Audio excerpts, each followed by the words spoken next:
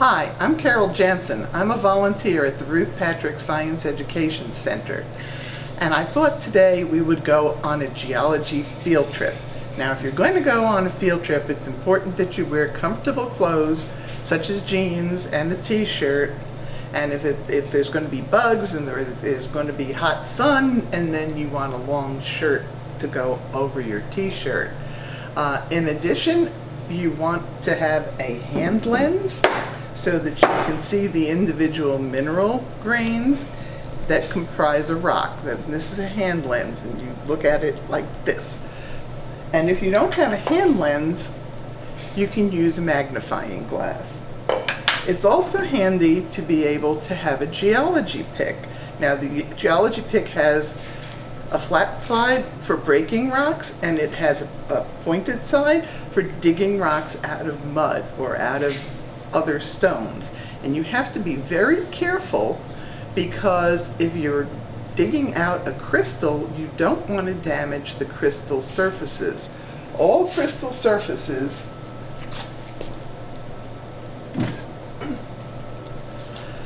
grow flat. They are not cut this way, they grow this way. If you were digging this out of mud or rock, you would not want to damage it, and you would want to use very carefully the pointed side of your geology hammer or pick. Okay, so first we need to learn what is a mineral. A mineral is an inorganic substance.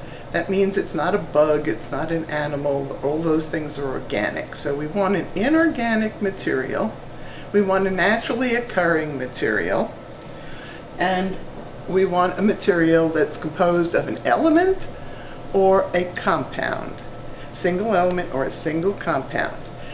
Fortunately, we don't have to go out in the bush today, and we can look at the minerals that my father and I collected over, I'd say, the last 70 years, because I have them on display at the Ruth Patrick Science Education Center as the Fredericks Mineral Gallery. So we're going to look at the minerals first. I want to start with the simplest mineral, which is quartz. It's made of SiO2, the element silicon and oxygen. And quartz comes in this pretty white, milky color, and it comes as crystals, and it also comes as smoky quartz, which is a smoky gray, and it also comes as rose quartz, which is not a crystal. It's called massive. Now, quartz is, when it gets crushed up, it is beach sand. And quartz is used to make porcelain plates, quartz is used as an abrasive, and quartz has a lot of uses, a lot of industrial uses. Let's go to the lithium lepidolite. It's pretty purple color, and it is the major ore of lithium. Now, ores are minerals that are used so that you can extract one element out of the mineral.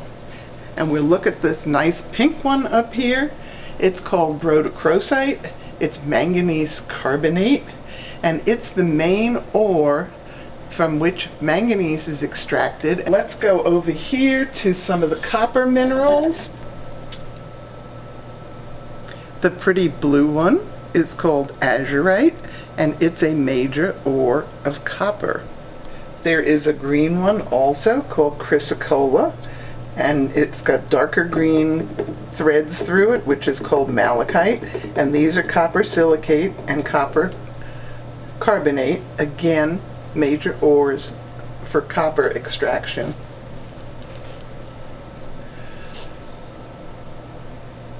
This green one is called beryl, and it is a major ore of beryllium extraction.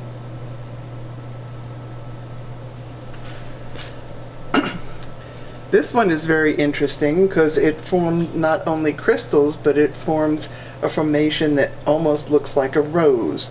So they call these desert roses. This is made of calcium sulfate, and the sulfur is used to make sulfuric acid and other sulfur compounds, including fertilizer, which are used industrially. This is calcium carbonate, called calcite. This particular one is from Mexico. The one that's right next to it, the smaller one, is another type of calcium carbonate that crystallizes slightly differently, and it's called aragonite. All of the calcium carbonates are used to make dishes and sinks and bathtubs or other kinds of porcelain. This is garnet. This is a crystal of garnet. You can see the flat faces that are characteristic of a crystal. Garnet is the birthstone of January.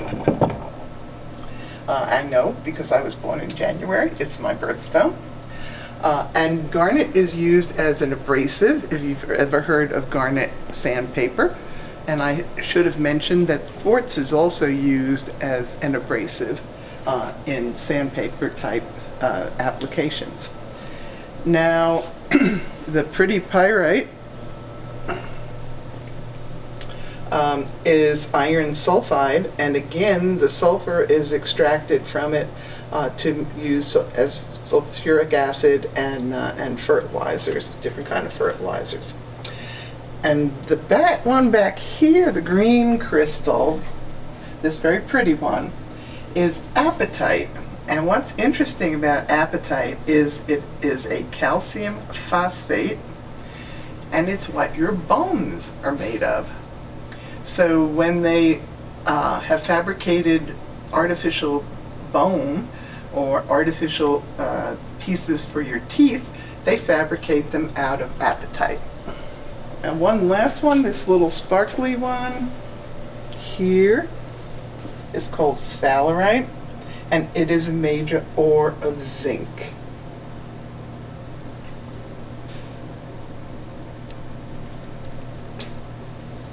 And the one right in front of it is called heulandite, and it is a major ore of wolfram, which is an element and a metal used in industry. Let's take a look at another mineral. It's called fluorite, and it's made of calcium fluoride.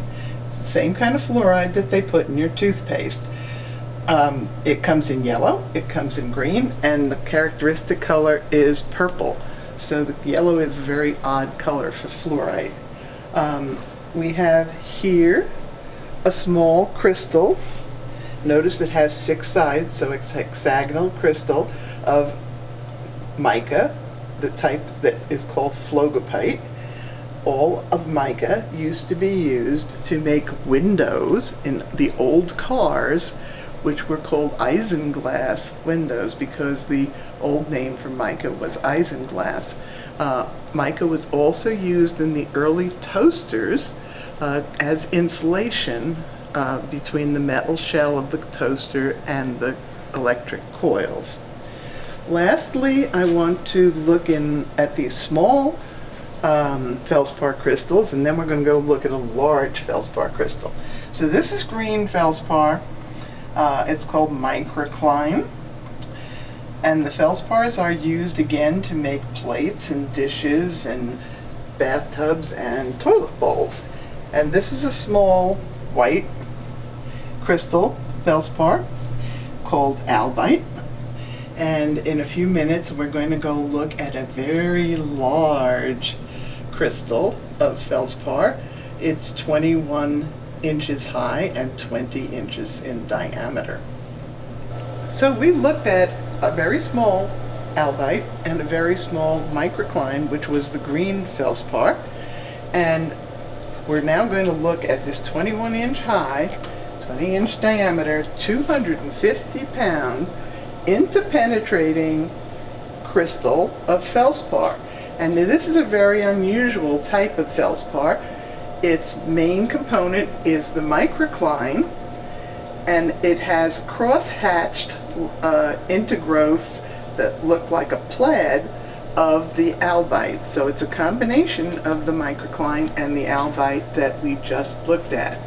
It was collected in the 1940s by my father before I was born. It was collected in the Ruggles mine, which is called the Mine in the Sky, on Isinglass Mountain in New Hampshire. Remember, I told you the word isinglass was the early word for mica, and this was primarily a quarry to mine mica for the early automobile windows. Now that we've learned about minerals, we need to learn about rocks. Rocks are composed of various minerals, so you will not see on the labels a specific chemical formula, because each rock is made of 2 or 3 different minerals. And this is what you need the lens or your magnifying glass for, to see the different minerals in the rocks.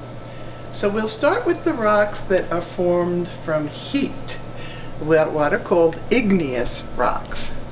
And the igneous rocks can be light colored or dark colored. Across the top it shows you the light colored on the left and the dark colored on the right.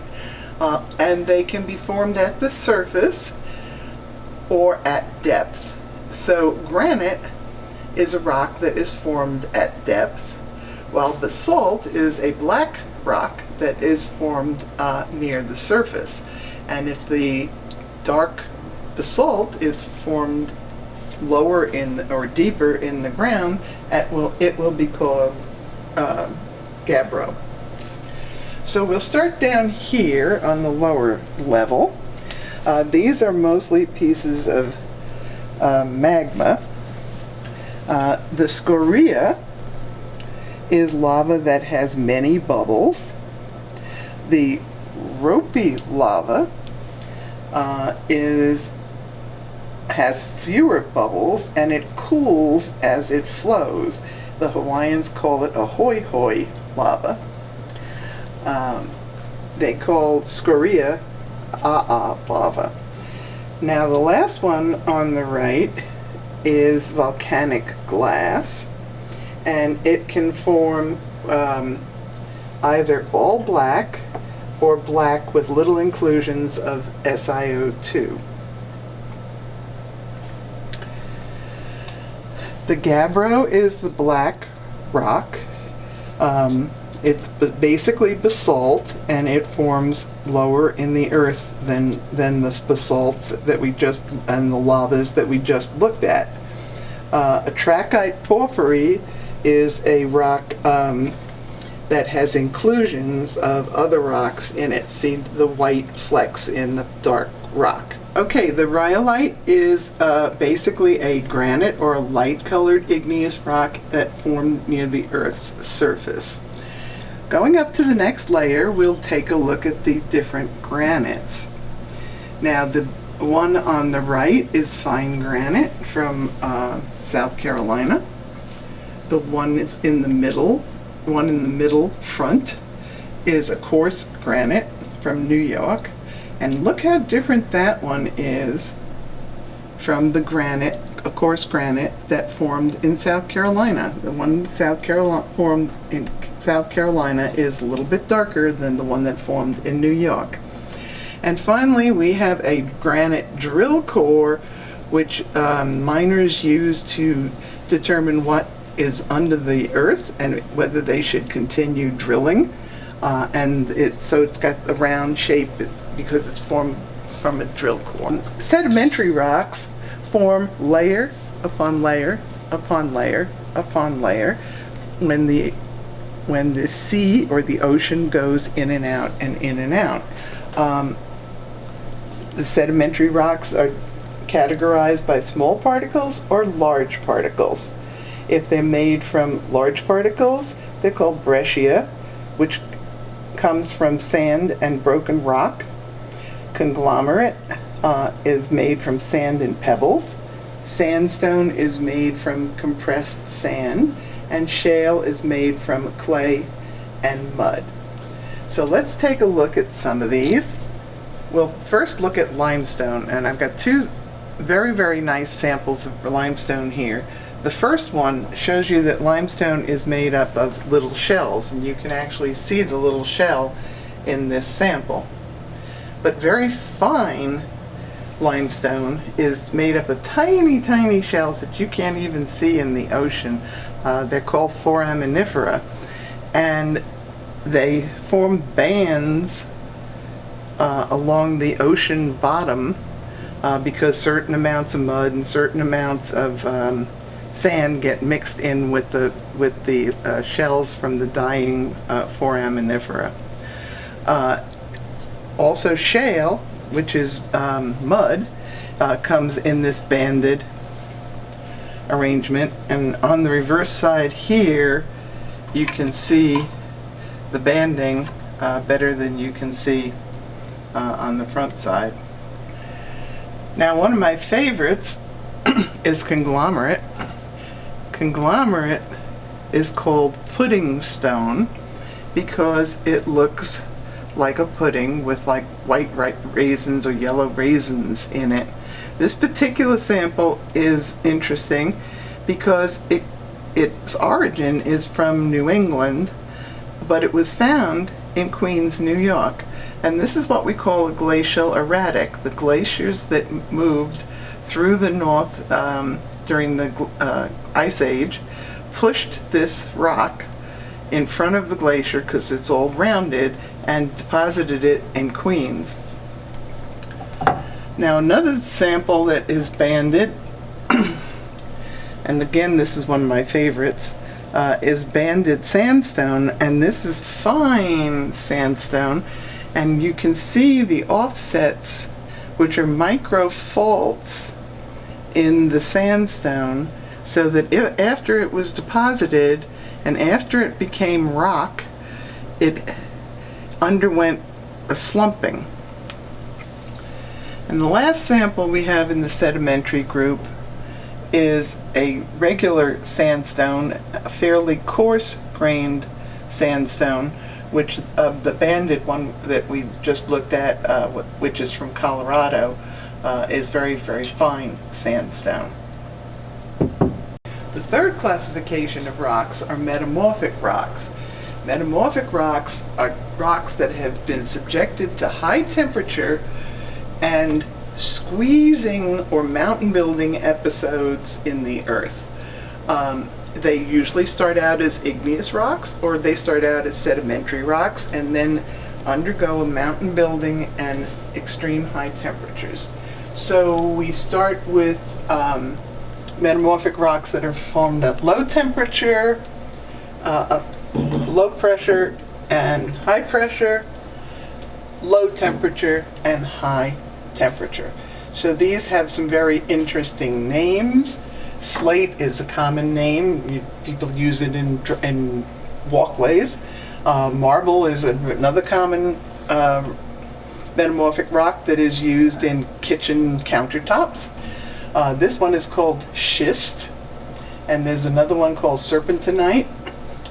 And quartzite is usually derived from quartz, either from sandstone or loose sand. This one down here is actually my favorite. It's pronounced nice. The G is silent, so it's pronounced as you would say, he's a nice person, N-I-C-E. Okay, so let's just take a look at some of these. The marble comes from Manhattan. It comes from a place called Inman. The amphibolite came from the Battery Tunnel in New York, and it's got crystals of garnet in it. Remember, we looked at garnet when we looked at the minerals. The biotite schist, the orangey part is orthoclase feldspar with quartz intermingled, and the dark part is pyroxenes. Now this is another one of my favorites. This is a sample of Manhattan schist, and you can see this S-shaped pattern. That means that it was squeezed in the mountain building at such high pressures that it turned what was a horizontal quartzite vein into this S shape. And that is why Manhattan is built on metamorphic rocks, and that is why Manhattan holds up all the huge skyscrapers. This is another piece of mica schist with quartz intergrowths, which are called phenocrysts. On the top shelf we have the banded slates, and we have a beach pebble that was broken in half and turned out to be gneiss inside. And to its immediate left we have a large sample of gneiss. Okay, as a review, there are three types of rocks: igneous, sedimentary, and metamorphic. This graphic gives you visual clues as to what they look like. Remember that the igneous have interlocking mineral grains. The sedimentary have layers. And the visual clue for the metamorphic is that it has foliation and folds.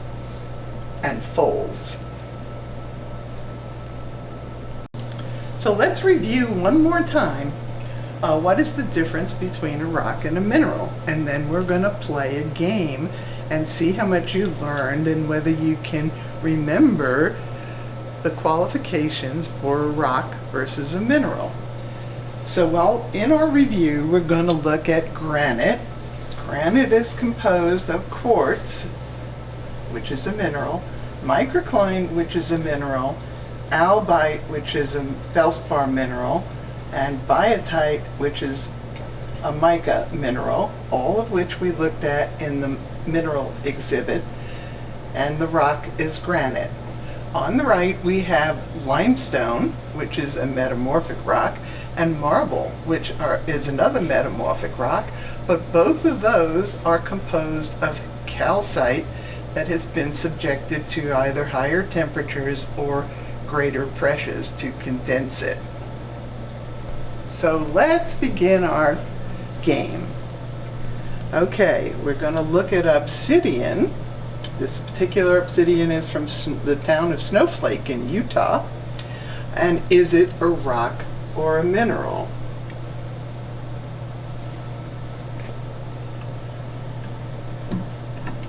It's a rock.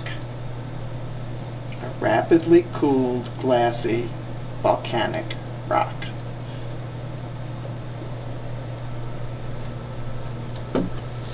And let's take a look at quartz. We've talked about quartz a lot because it makes up beach sand. And it makes up granite. It's one of the minerals found in granite. So is quartz a rock or a mineral? It's a mineral. It has a given chemical formula. And remember, we looked at it in the mineral cabinet. It came in white or milky color, and it came in pink or rose colored. Third one that you have to guess is chrysocolla. If you remember, I said chrysocolla was a copper ore. So is it a rock or a mineral? It's another mineral. It's often confused with turquoise, but it's another copper mineral. So granite, this is an easy one. We've talked about granite a lot, and granite was on our review chart just a few seconds ago. Okay, so is granite a rock or a mineral? It's a rock. It's a slow-cooled igneous rock.